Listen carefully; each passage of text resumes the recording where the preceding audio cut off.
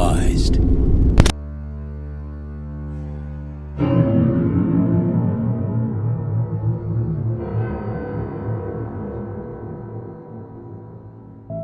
There is a place where the restless souls wander.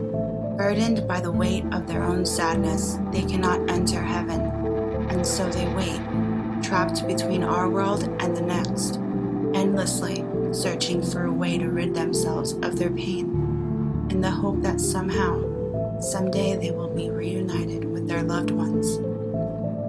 It is the things we cannot see coming that are strong enough to kill you.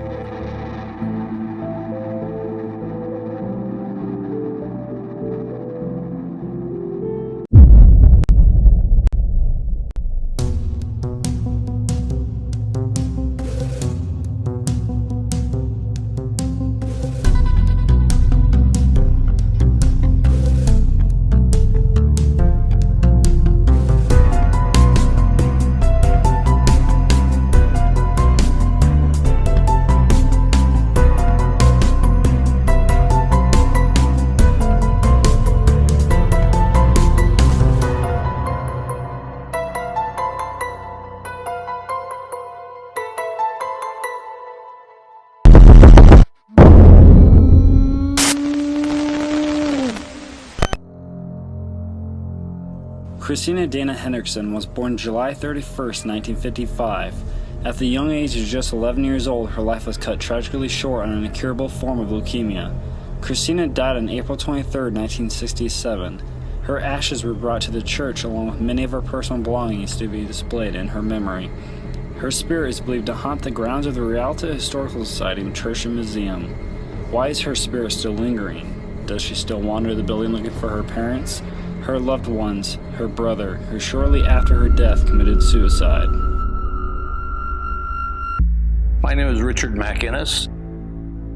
This church building, all original by the way, was built in 1906.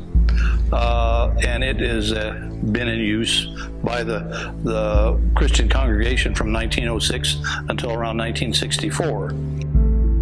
This has been named after Christina Dana Hendrickson, who was Dr. Hendrickson's daughter, who died of leukemia when she was 11 years old. Now, this was one of the big tragedies of Dr. Hendrickson's life, is that he was a doctor, a man of medicine, but he couldn't save his own daughter's life.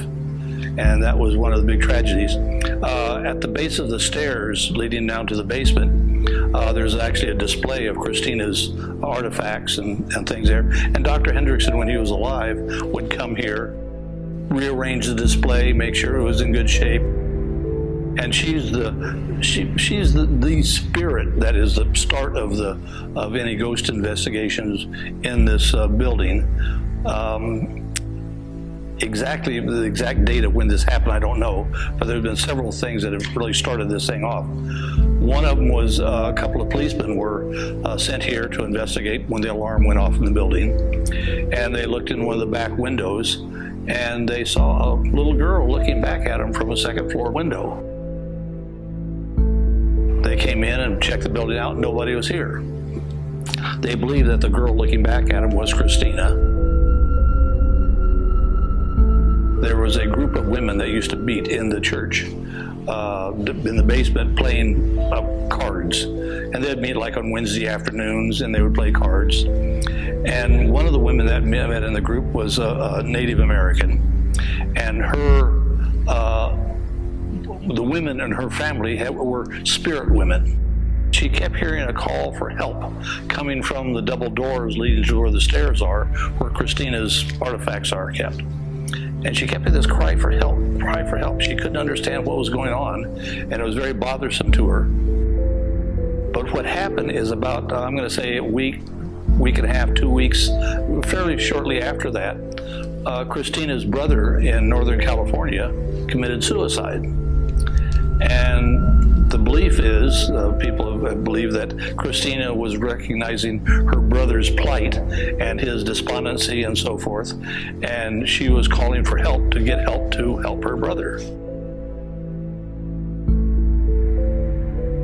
A couple of policemen came here one night, again, to investigate an alarm going off. and they came in the basement door and came into the basement of the building. And as they looked towards the staircase, they saw a woman in older kind of clothing floating above the staircase. They say floating because they said they didn't see any feet. There's hardly a spot in this building that hasn't had some kind of activity. We're in Rialto, California at the Rialto Historical Museum, where there are claims of a little girl named Christina who is believed to haunt this building.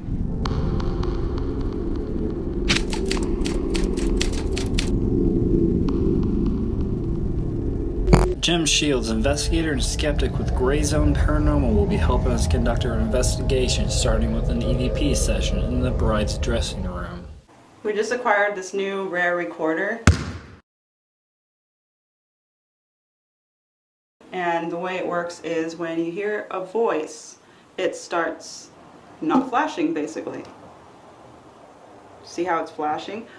Well, that just means that there's no voices. So if we were to pick something up on this, the red light would be there as it is right now, stationary. So I'm going to put this down now and see what we get.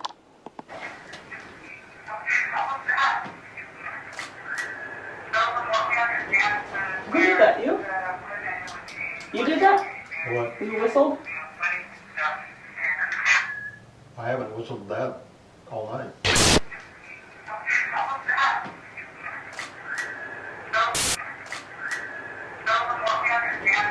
Who did that? You?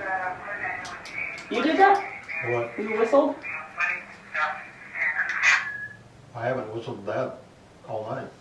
I was immediately taken aback at the whistle I caught during playback on the RRDR60. Everyone heard it before playback, but no one thought anything of it until then, thinking it could have been one of us. The past few nights we had all been subjected to similar situations where the others thought they heard or saw the voice or presence of the other person. Could we have been victim to a doppelganger who may have been trying to manipulate our judgment?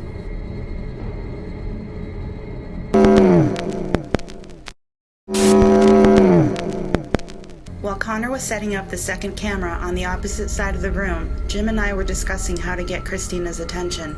We then caught this anomaly attempting to manifest around Jim's head and down to his torso. Here, just tell me what to do and I'll do it. Jump out the window if you want me to jump out the window. I'm not that far.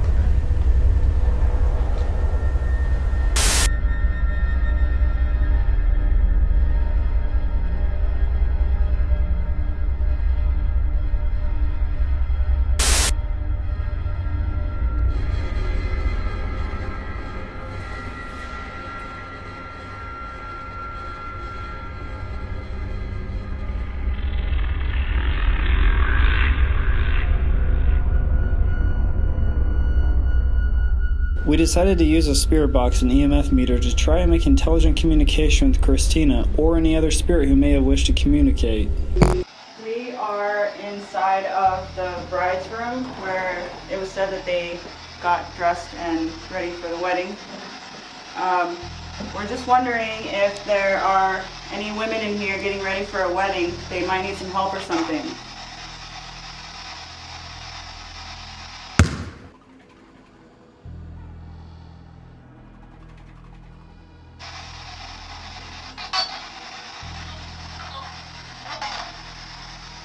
Are there any females in here?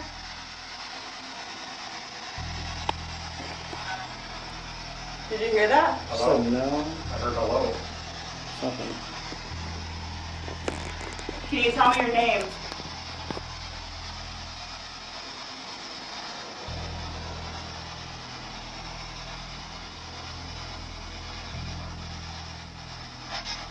How many women are in this room with us?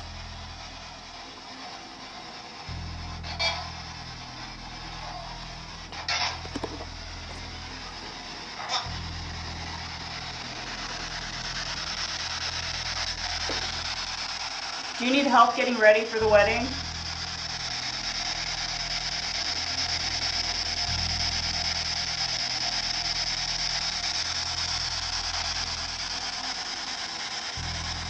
Who's getting married?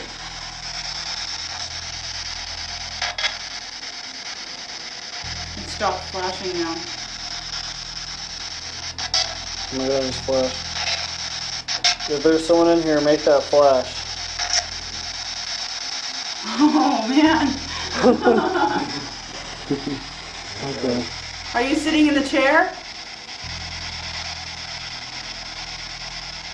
What's that validation they use? One Flash for once for yes, flash two for no. Thank you. Is there any women in this room? Flash once.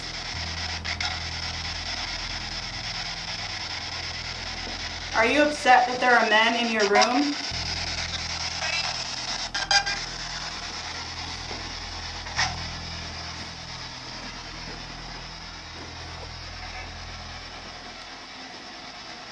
I think they're really upset. She's like, you know. Do you want us to leave?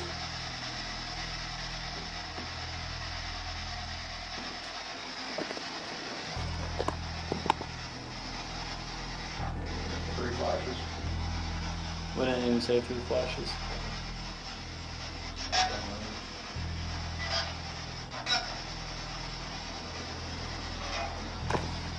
I hear there's an angry man next door. Is that true?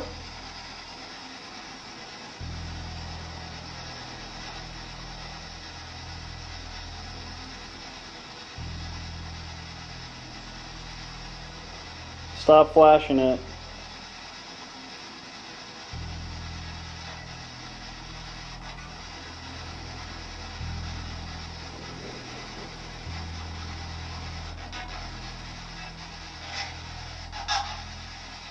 Is Christina in the room with us?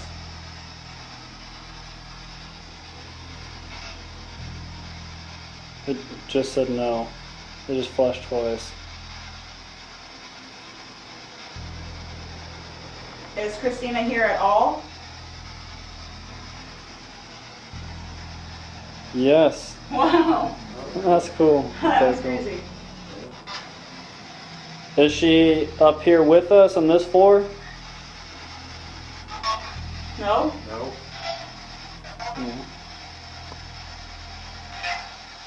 She downstairs playing in the toy room?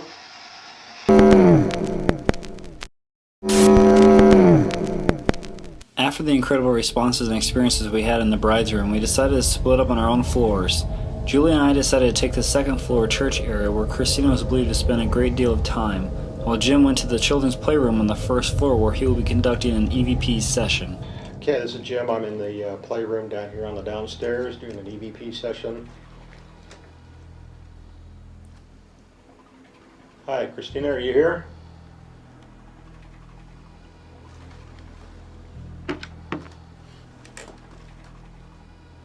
My name is Jim. Are you still here with us, Christine?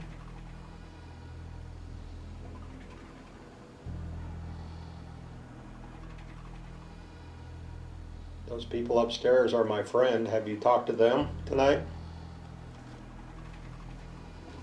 So now it's just me and Connor, and we're going to do a little bit more of spirit box session, and then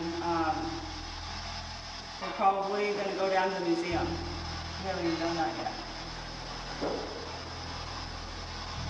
You hear that?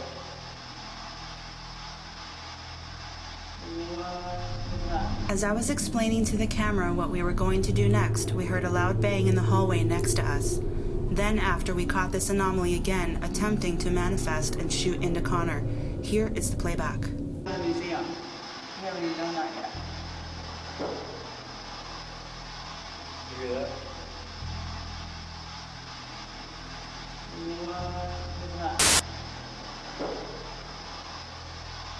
You hear that?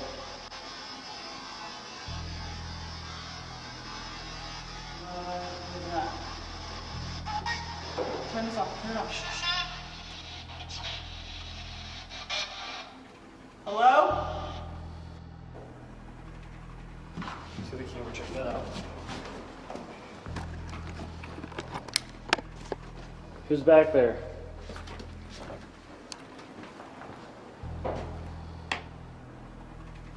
Hello? Can you do that again, please? Oh my god. What the was that?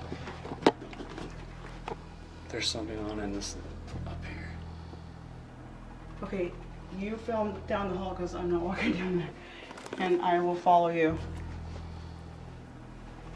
We're gonna go into the bride's room. Oh, I'm scared. Just a little. Anyone? What the was that? Shit. Dude. I'm not going in there, Dude, this door just shut behind us. I'm not going in there. Hello? Seriously, this is seriously up. This place is messed up. Where was that?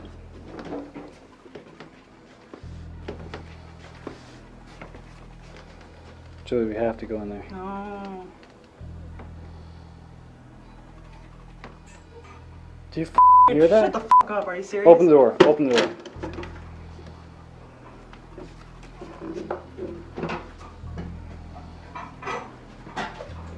Come on. After we went to investigate the noise we heard, the door slammed behind us, which sent Julie into a frantic panic. So we decided to go into the room to find out what was causing this noise. Freaking things are moving.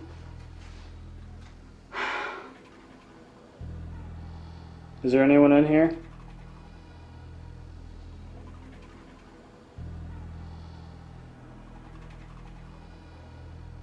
Julie. As I called Julie's name to look in my direction, the camera caught the door swaying as if something came from the swinging hangers and pushed the door. In the process, here is the playback.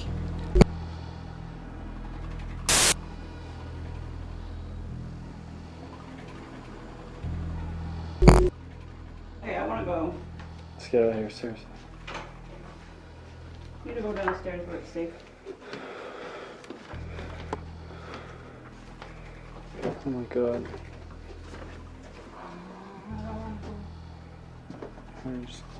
Fuck. I fucking hate this place. Let's get out of here, seriously. Let's go back into the church area, please.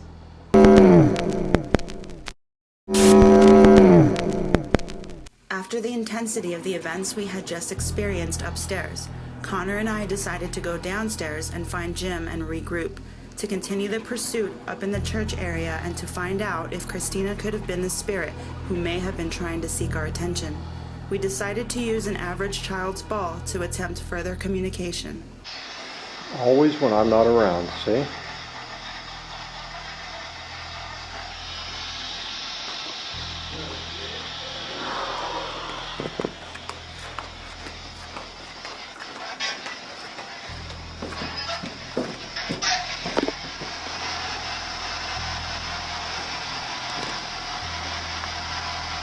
Is there anyone out here with us?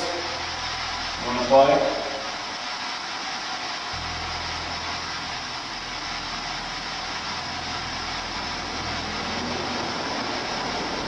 Can you say hello?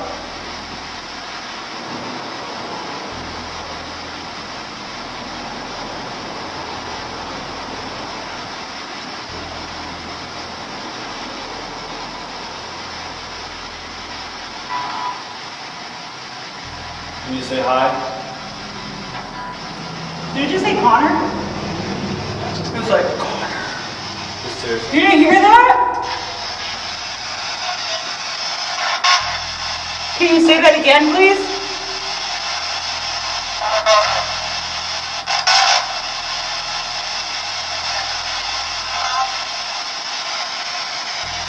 Can you say Connor?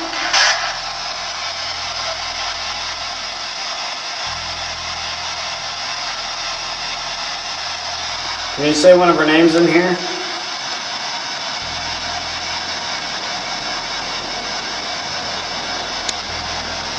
Are you scared?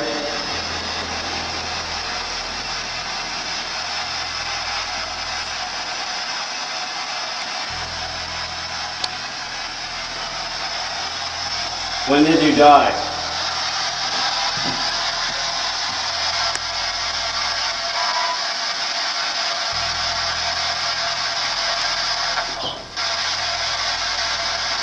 What the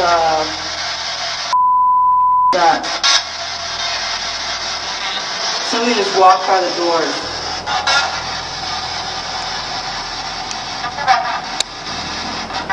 Dude, someone should have said that's the Reverend.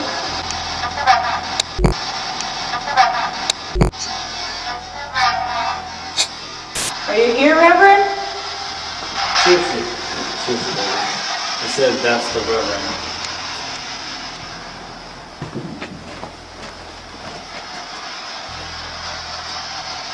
Did you just say the Reverend passed the door?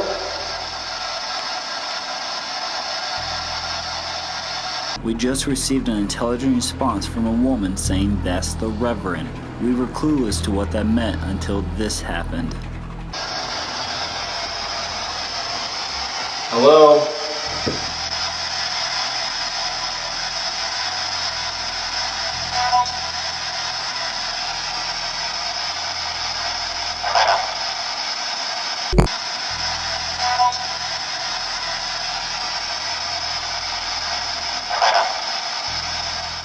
After doing some extensive research, we were shocked to find that there in fact was a reverend by the name of Harold Bell Wright who dedicated the church and was also a best-selling American author of fiction in his time. Could this be the same Harold who just came through in the spirit box?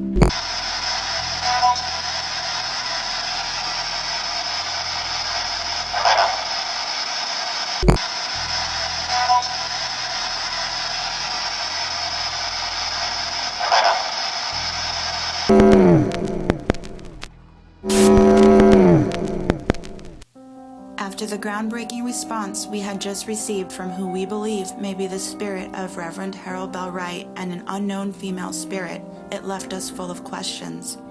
Who was the woman who was so adamant to be heard? And how may have this all tied in with the tragic passing of the little girl whose life was cut too short?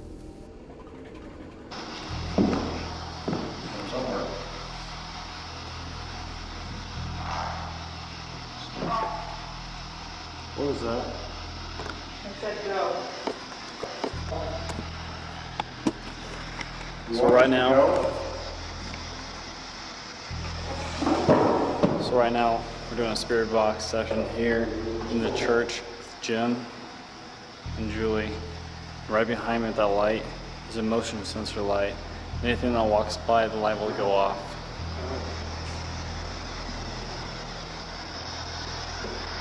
Christina, are you in here with us?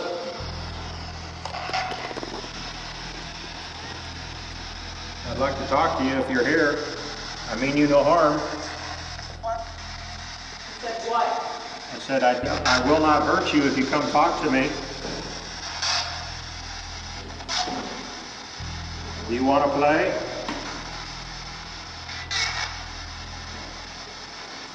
I have the ball over here by the piano. Do you want to play with the ball?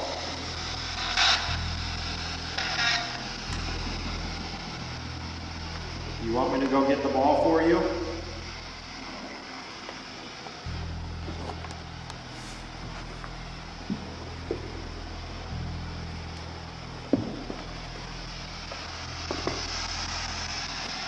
Here's the ball, Christina.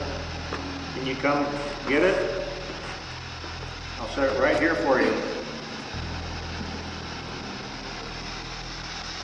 Here, I'll roll it to you. And now you roll it back.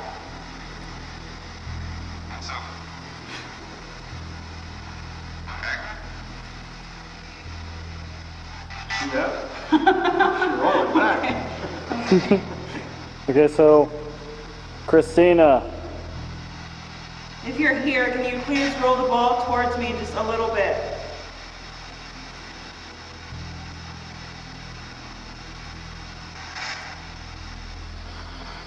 I have this device here in my hand with a little red light on it.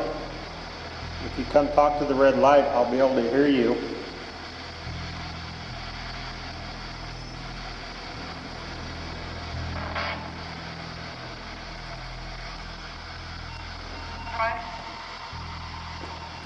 Someone should have said the light.